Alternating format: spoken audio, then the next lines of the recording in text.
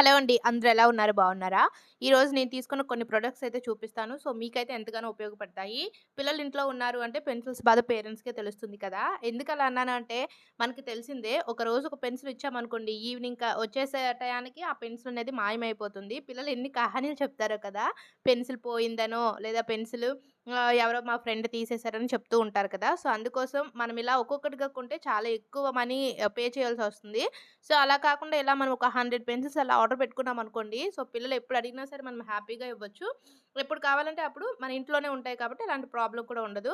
So, ఇవైతే మొత్తం 100 pencils and quality అయితే మాత్రం చాలా బావుంది. మనకి పెన్సిల్ బ్యాక్ సైడ్ ఇలా ఎరేజర్స్ కూడా వచ్చాయి. అలాగే ఎక్స్‌ట్రాగా 5 ఎరేజర్స్ కూడా ఇచ్చారు. ఇవి నేను కరెక్ట్‌గా 100 వచ్చాయా లేదని కౌంట్ చేస్తే కరెక్ట్‌గా 1 ఆర్ 2 వచ్చాయి. 2 పెన్సిల్స్ ఎక్స్‌ట్రా వచ్చాయి.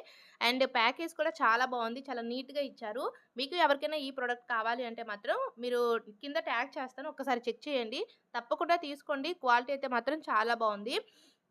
ఇన్‌స్టంట్‌గా ఎలాంటి కెమికల్స్ లేకుండా మనం తమలపాకుతో గోరింటాకు ప్రిపేర్ చేసుకోవచ్చు. చాలా ఈజీ ప్రాసెస్. ఇంట్లో చిన్న పిల్లలున్నా, లేదా ఆడపిల్లలున్నా సరే, లేదా స్కూల్‌లో ఏదైనా ఫంక్షన్ ఉండేటప్పుడు అప్పటికప్పుడు మనం మెహందీ పెట్టలేం. మెహందీ పెట్టినా ఎక్కువ టైం పిల్లలు ఉంచరు కదా! సో, అలాంటప్పుడు ఇలా ట్రై చేయండి.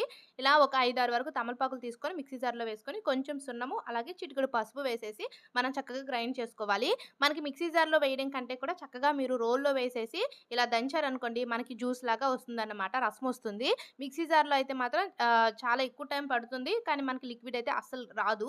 ఇలా మనం రోట్లో వేసి దంచుకున్న తర్వాత వచ్చిన లిక్విడ్‌ని ఇలా బౌల్‌లో వేసుకొని ఇలా అంటే రెడ్‌గా ఉన్న సింధూరాన్ని మనం ఆ లిక్విడ్‌లో కలుపుకుంటే మనకి చక్కగా రెడీ అయిపోతుంది. మరీ లిక్విడ్ లాగా కాకుండా, మరీ థిక్‌గా కాకుండా చూడండి ఇట్లా వచ్చేటంత వరకు కూడా కలుపుకొని ఇప్పుడు మనకి నచ్చిన డిజైను ఏదైనా సరే ఇలా వేసేసి కాసేపు ఉంచితే సరిపోతుంది. మనకి చక్కగా పండిపోతుంది. సేమ్ మనం గోరింటాకు ఎలా అయితే పెట్టుకుంటామో అలా పెట్టుకుంటే సరిపోతుంది. ఇదనుకోండి మనం డిజైన్ కూడా వేసేసుకోవచ్చు. సో, చాలా సింపుల్ అన్నమాట. పిల్లలైతే చాలా హ్యాపీగా ఫీల్ అవుతారు.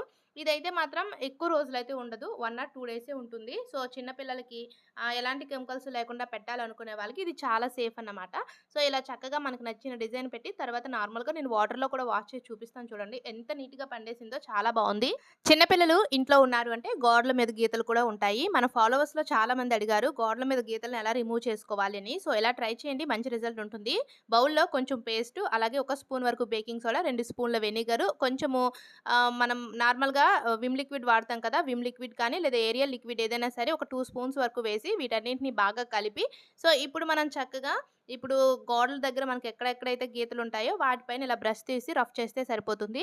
మనం ఇందులో బేకింగ్ సోడా వేసాం అండ్ వెనిగర్ వేసాం కాబట్టి ఇది సొల్యూషన్ లాగా రెడీ అయిపోతుంది. సో, చక్కగా ఇలా బ్రష్‌తో పామితే ఈజీగా పెన్సిల్ గీతలైనా లేదా స్కెచ్ అయినా, పెన్ మార్కులైనా సరే చాలా ఈజీగా పోతాయి. సో, ఒకసారి ట్రై చేయండి.